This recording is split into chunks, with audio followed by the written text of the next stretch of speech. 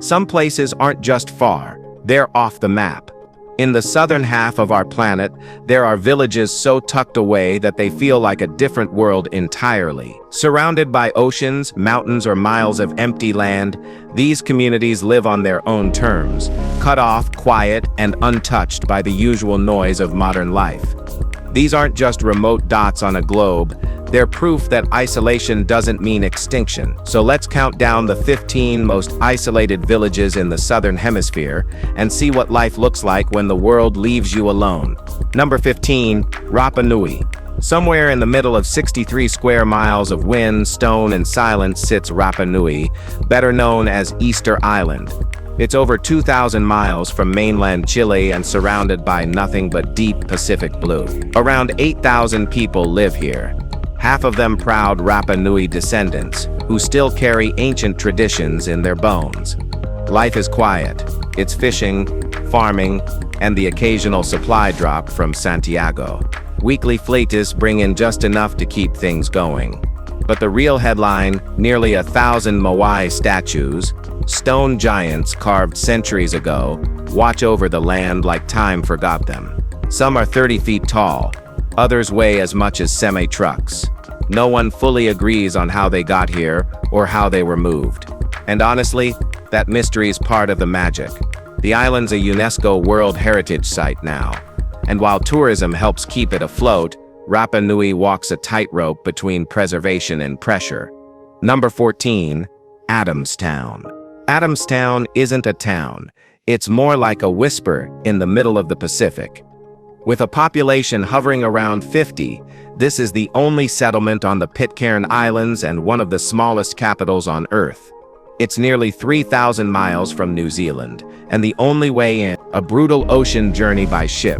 No airports, no runways, no quick escapes.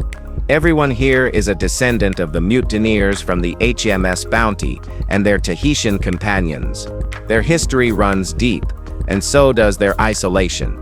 There's no supermarket or cafes, just gardens, fishing, and a tight-knit community held together by necessity. Communication happens mostly over the radio. Internet? Technically, yes. Functionally, don't count on it. Visitors are rare, and even when they come, it's a climb, literally up the hill of difficulty just to reach the village. But that's Adamstown. Remote, rugged, and rooted in survival. It's not just isolated, it's defiantly so. Number 13, Villa Las Estrellas. It's not just snow and scientists down here. Tucked away on King George Island, Villa Las Estrellas feels more like a tiny Arctic suburb than a research outpost. Around 100 people call it home during the Antarctic summer, but when winter rolls in, that number drops fast. It's one of the only places on the continent where families live year-round. 14 houses, 2 teachers, a small church, a gym, a souvenir shop, everything scaled down but still functional. Flights only land during summer months, and even then, it's hit or miss, depending on the weather. Most visitors arrive by ship, winding through the Southern Ocean. Daily life means adapting to cold, distance, and the kind of silence that hums. Internet, only 3 computers at the school have it. But during summer, a trickle of tourists arrive, curious to witness the edge of normal life. Penguins and orcas are nearby, a Russian station next door. It's quiet but never boring. Number 12, Tikopia, just 2 square miles. That's all Tikopia, aka Solomon Island, an emerald speck in the endless Pacific, shaped by an extinct volcano and ruled by tradition. There are no airports, no steady ferries, just occasional boats and a lot of patience. Roughly 1,200 people live here, spread across coastal villages that follow centuries-old rules. Overpopulation? Not a chance. The island banned pigs in the 1600s to reduce food competition and has practiced strict agricultural planning ever since. It's not just survival, it's intentional living. Fishing is sacred. Farming is methodical. Even their crater lake, Teroto, holds stories saltwater now, ever since a storm broke its natural barrier in 2002. Tikopia may be in Melanesia geographically, but its people are Polynesian at heart. Language, rituals, governance, they've preserved it all. Outsiders rarely make it. But maybe that's the point. Tekopia doesn't chase modern life. It guards its own. Number 11, Bouvet Island. Bouvet Island doesn't want your attention. It's an ice-covered ghost of a volcano, floating in the South Atlantic over 1,000 miles from Antarctica and even farther from civilization. This place is the definition of nowhere. Just 19 square miles of brutal cold, violent winds and glaciers that don't melt for anyone. No one lives here, not permanently. The only visitors are scientists and seal colonies, and even they struggle. The island is nearly impossible to land on. Weather changes in minutes, waves are hostile, and yet it's priceless to researchers. Why? Because it's untouched. An accidental time capsule, perfect for studying pollution, glaciology, and the way our planet is changing without human noise. First spotted in 1739 and finally claimed by Norway in 1930, Bouvet remains one of the loneliest landmasses on Earth. It's got no ports, no airstrips, and no mercy. Just the raw, freezing truth of nature, and a beauty that doesn't care if you ever find it. Number 10, Marajo Island. It's massive, bigger than Switzerland, but easy to miss if you're not looking. Marajo floats at the mouth of the Amazon like it doesn't care what year it is. River channels and thick wetlands slice it off from the rest of Brazil. Roads sink. Ferries crawl. Most days you're just moving with the tide. Villages are scattered across stilt houses. Water buffalo roam like they own the place, and honestly, they kinda do. There are more buffalo than people here. Locals use them for transport, farming, and even patrol. It's strange, but it works. The island's history runs deep. Long before colonizers came, the Marahara culture was building complex societies divided by skill, gender, and clan. Then disease came, and most of it was wiped clean. Now it's quiet. Wetlands stretch for miles. Rivers shift with the season. Marajo doesn't try to impress. It just is. A strange, muddy, buffalo-filled reminder that isolation doesn't always mean small. Number 9. Tristan da Cunha. Floating alone in the South Atlantic, Tristan da Cunha is the world's most remote inhabited island, and it wears that title with quiet pride. Over 1,500 miles from the nearest neighbor, there's no airport, no easy exit, and no room for rush. Boats from Cape Town take 6 days to get here, and they're the only way in. Just 250 people live in a single village, Edinburgh of the Seven Seas. Nearly all are descended from a small group of settlers in the 1800s, which means most folks here share surnames and sometimes even genetic quirks like retinitis pigmentosa, a rare eye condition. Volcanic cliffs surround the island. Queen Mary's Peak watches from above, often hidden in clouds. Life is built around fishing, farming, and community, tight, resilient, and bound by the sea. Penguins and seals rule the rocky shores, and wild seabirds outnumber the people by the thousands. It's not just isolated, it's untouchable. Number 8, Puerto Toro. The map runs out and there it is, Puerto Toro slumped at the bottom of Navarino Island, just a stone's throw from the cold tangle where the Atlantic meets the Pacific. The air bites, the ocean never calms. You don't stumble onto this place, you plan, you wait. And if you're lucky, a supply boat takes you there. 50 people, give or take. Crab fishers mostly. They live by tides, weather, and the rhythm of the sea. No shops. No roads, just generators, long silences, and monthly cargo runs from Puerto Williams. Miss the boat? Hope you packed extra patience or snow boots. Founded in 1892 during Chile's gold rush, it held on long after the gold vanished. The king crab stayed, and that's what keeps the lights on. Puerto Toro isn't for tourists. It's for the few who know how to wait, who know how to fix things themselves without any kind of help. Number 7, Barrow Island. Barrow Island doesn't exactly roll out a welcome mat. Sitting 30 miles off Australia's Pilbara coast, it's not open to casual visitors. No public ferries, no tourist flights, just strict permits and private charters for researchers, oil workers, and those who know the drill. It's a Class A nature reserve, but it's also home to one of the largest gas projects in the world. Oil was discovered here in the 60s. Since then, Barrows balanced a strange duality: hardcore industrial operation and untouched ecological sanctuary. About 50 people live here at any given time. The island's home to golden bandicoots, burrowing wallabies, and Australia's largest lizard, the perched. Its beaches serve as key nesting grounds for sea turtles.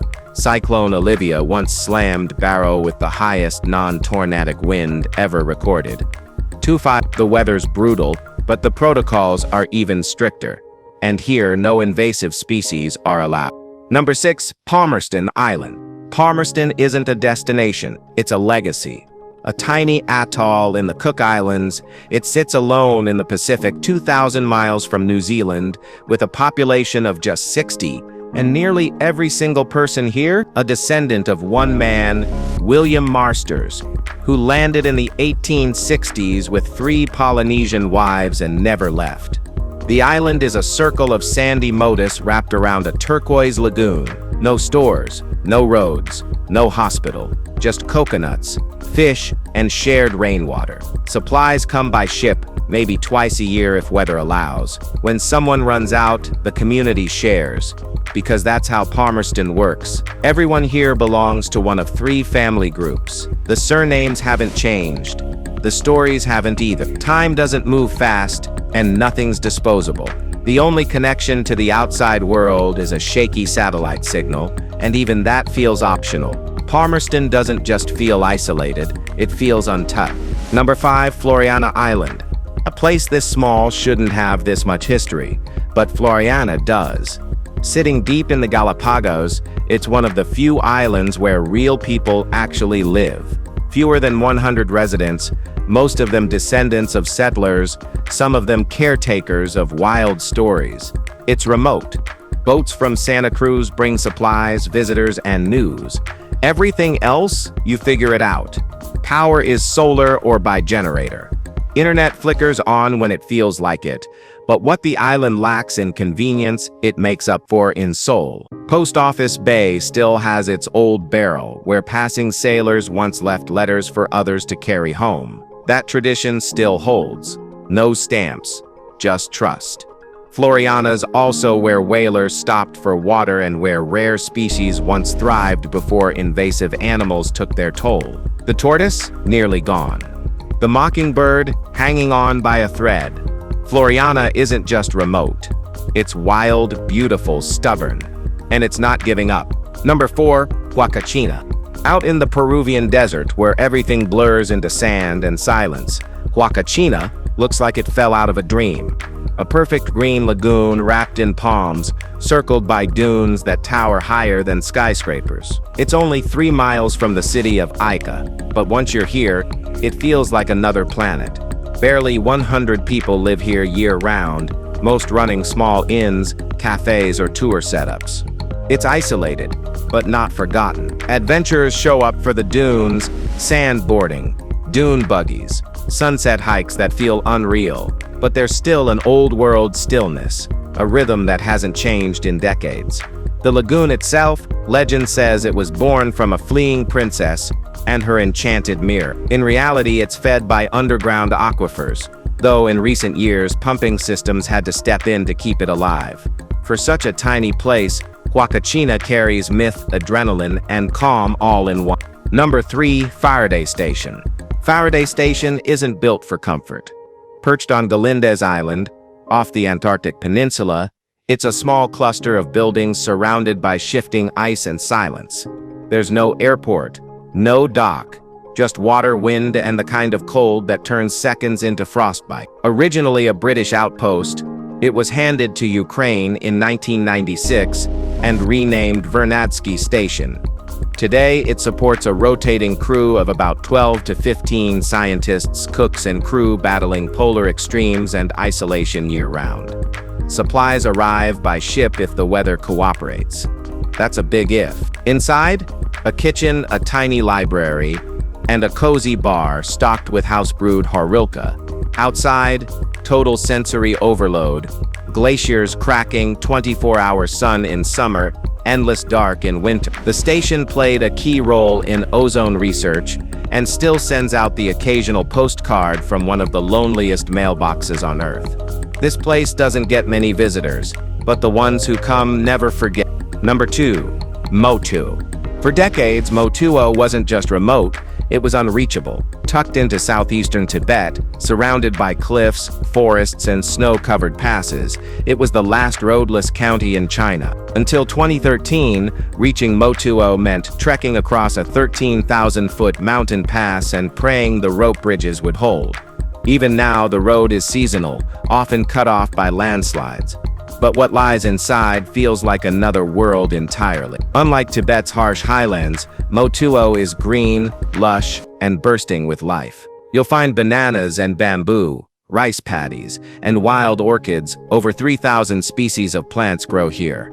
Around 12,000 people live in scattered villages, mostly from the Monba and Loba ethnic groups. Farming, hunting, and traditional medicine are still the norm. Sacred to Tibetan Buddhists, the region is nicknamed Hidden Lotus, and its mountains form a natural lotus shape, with Motuo in the center. It's not just remote, it's protected and deeply spiritual. Number 1. Puerto Eden. No roads lead in or out, no cars, no dry weeks. Puerto Eden clings to the edge of southern Chile like it's trying not to be found. Nestled deep in the maze of Patagonia's fjords, this village is stitched together by wooden walkways instead of streets. Just boardwalks and boats. Always boats. Rain is basically a constant. The village gets fewer than 20 dry days a year. That weather, paired with dense forests and rugged coastlines, means no infrastructure could ever cut through. Around 100 people live here, and that includes some of the last surviving Coescar, an indigenous seafaring people whose language now sits on the edge of extinction. Ferries arrive when they can. Sometimes it's hours, sometimes it's days. The isolation isn't just physical, it's cultural too. Life moves slowly. Supplies arrive in waves, but for the people here, it's home. No crowds, no roads, just water, wood, and a tight bond with the sea. If you found this video interesting, be sure to like and subscribe. Thanks for tuning in. We'll see you soon.